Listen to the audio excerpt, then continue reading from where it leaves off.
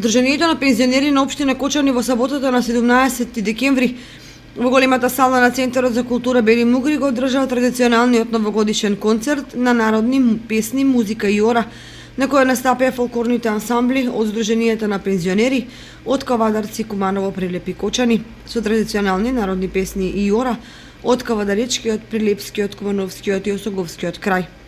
Пред концертот на пригодна свеченост под председателот на Сојузот на Сдруженијето на пензионери на Македонија Салтир Каровски, наистакнати поединци од Кочанското здружение им врачи признанија по повод 70 годишнината на пензионерската организација на Македонија.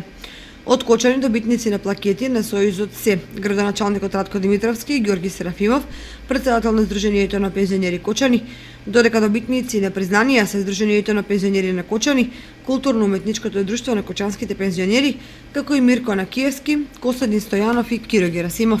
Убаво е да во согласност со статутот на Сојузот на Сдруженијата на пензионери на Македонија, како и статутите на Сдруженијата на пензионери, членки на Унијата на пензионерското организирање во Републиката, вкупно 53, кои што и со своји програми, а и во рамките на програмата на Републиката, сите пензионери организираат културно-забавни манифестации и спортски манифестации.